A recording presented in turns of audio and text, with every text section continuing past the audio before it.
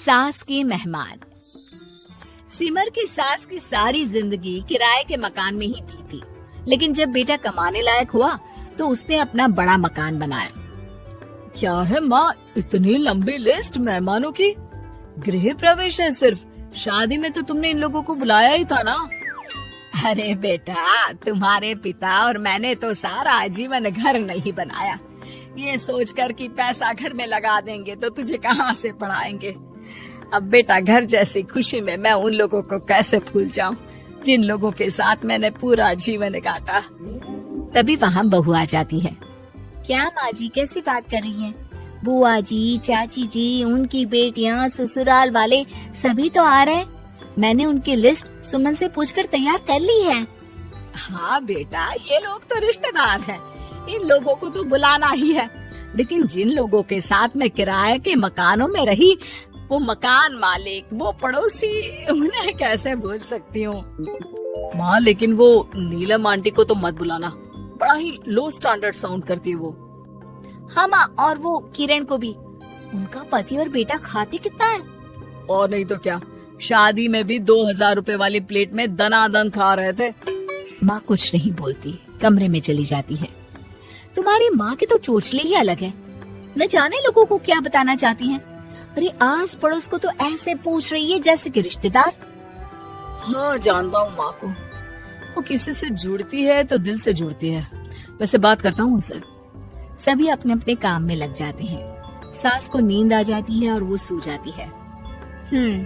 लग रहा है कि गुस्सा होकर सो गई। कपड़े भी अपने बाहर फेंक कर गई हैं। बहू है ना, नौकरानी जैसी, कर लेगी काम। बड़बड़ करती बहू सास के कमरे में जाती है और कपड़ों को उनकी अलमारी में रखती है कि तभी उसके हाथ में एक एल्बम और कुछ खत लगते हैं।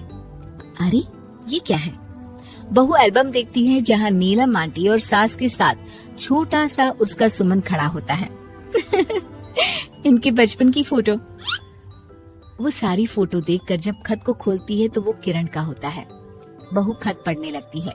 खत में लिखा होता है, तू पैसे की चिंता न कर, सुमन की पढ़ाई में कोई कमी ना हो, हम पड़ोसी नहीं बहने हैं। तभी सास जग जाती है। अरे बहू, क्या हुआ? कुछ चाहिए था क्या? बहू बात घुमा देती है। माँ जी, वो इनकी फोटो देख रही थी नीलम आंटी के साथ। कितनी सुंदर लग रही है ना आंटी? हाँ, दिखा तो जरा फोटो।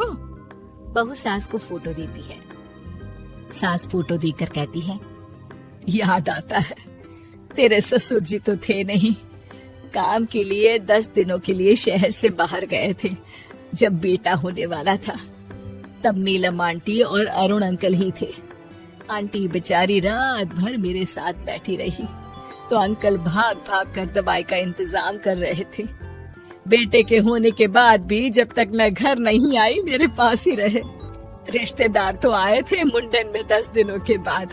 बहू सुनकर खुश होती है, तभी नजर खत पर पड़ती है। माँ, ये किरण आंटी को आपने पैसे वापस कर दिए? हाँ, वो भी समझ कैसे कैसे किए मैं ही जानती हूँ। सुमन की पढ़ाई के लिए पैसों की जरूरत थी। रिश्तेदारों ने तो साफ बोल दिया था कि किसी होटल में काम पर लगा दो। कई लोग बर्तन धोने के साथ पढ़ाई करते हैं, लेकिन किरण आंटी, उन्होंने अपने बुढ़ापे के लिए बचाए हुए पैसों को सुमन की पढ़ाई के लिए दे दिए। यानी कि आज ये जो कुछ भी है वो किरण आंटी के कारण ही ना? हाँ बहू, ऐसे ऐसे पड़ोसी हुआ करते थे जो किसी रिश्ते के नाम से नहीं बल्कि अपनेपन से भरे थे। फिर सास का बोलने का रुख तीखा हो जाता है।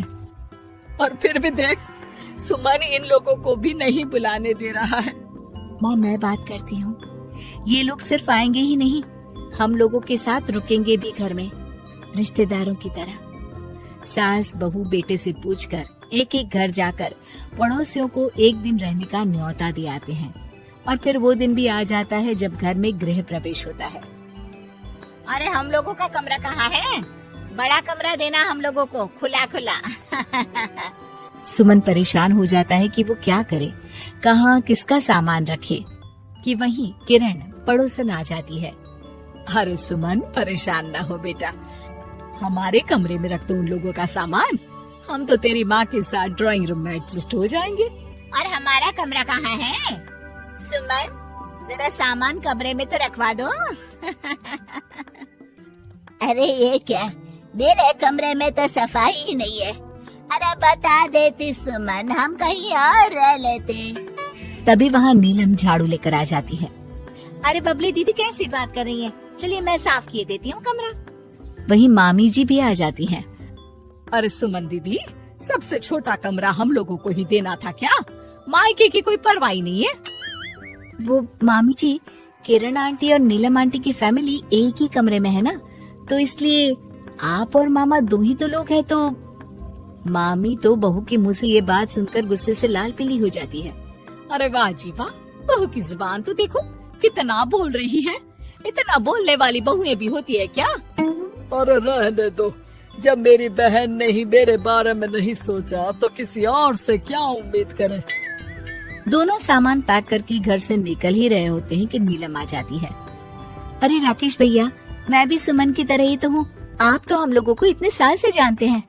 हाँ, तुम लोग तो मेरी बहन से चिपकी रही गोंद की तरह। खैर कोई बात नहीं, रहो बड़े कमरे में। तभी अरुण वहाँ आ जाता है, जो नीलम का पति है।